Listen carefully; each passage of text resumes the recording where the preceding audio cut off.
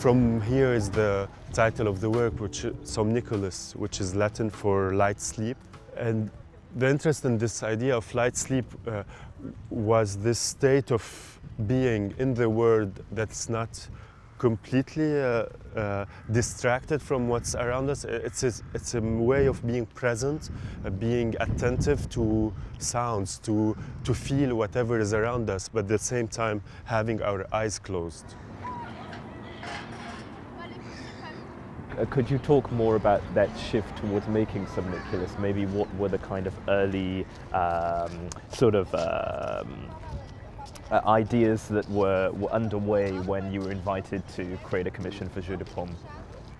I placed Somniculus in continuation of this project that started with the digger, where I was really looking at the objects in the excavation site, or actually the absence of these objects, and looking at the state of this absence. What does this absence create, or how does it haunt these empty holes that have been already excavated? With the later work, I was looking at the object that was on the market, at commercial value of these objects, where on the legal market where historical object could be bought and sold. And then it was the question about where these objects could end, which is the museum.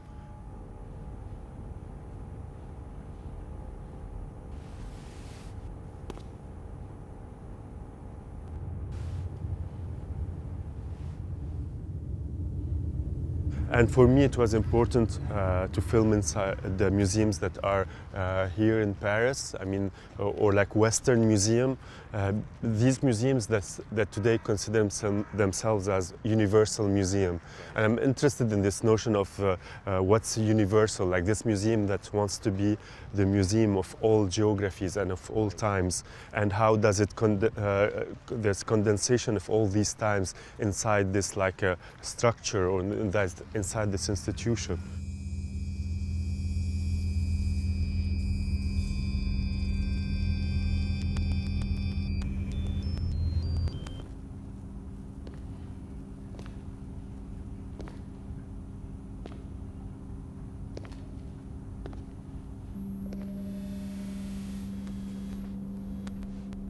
With the work, one of the things that's inseparable from the context of these museums is your physical presence within them, and then the idea that we see you both walking through these spaces, sleeping in them. I wouldn't say interacting with the objects, but sort of having in a way these moments. Was it an obvious choice to sleep, or was it a choice, or was that in itself a kind of something that you had to consider? By placing myself or placing the human within this structure or near these objects, try to look at certain agency or certain animity that is present, or certain correlation between the human body, certain taxidermy animals, certain objects.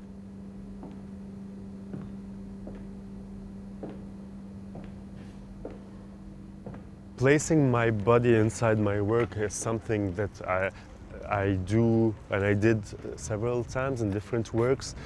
And for me, it's actually the only way I can experience the world around me is through the physicality of my body. So my body has always been an active presence, or an active element in making the work.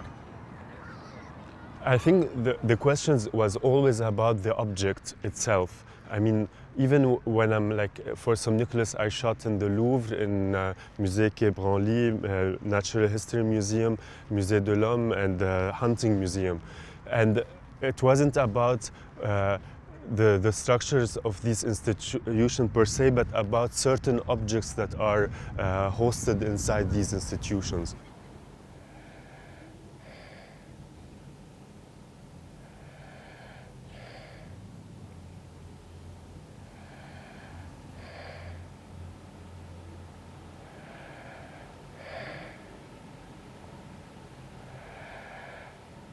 And one of the things I'm quite interested in is whether you think that the notion of representing these objects, some of which come from a context or were withdrawn from a context in a violent way, were torn away from a history, that indexes a kind of a violence towards the body or towards other cultures that may have possessed these objects. I'm quite aware of all the discussion today about the critique of the institution of the museum and also the silencing that happens inside these institutions of erasing certain history and imposing other readings.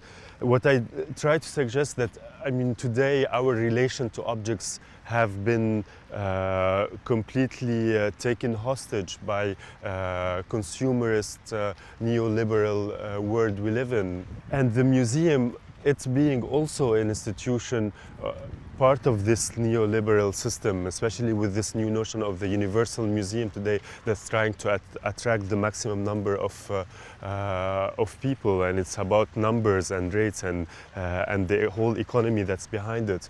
That certain objects, by retrieving inside the museum, actually they manage to escape or in a way to resist the institution that's hosting them. The economy of living things. Does that phrase itself have any particular meaning to you, or had you thought about that phrase before you made the work? I think when you mentioned the first time the title to me, The Economy of Living Things, it seemed like all of a sudden this very obvious title that could work for any of my work. And even today, when you see the work, of course, and hear the title, they collide in a way. They become part of a certain the same project. So it wasn't a title that I had, but now it seems the obvious title.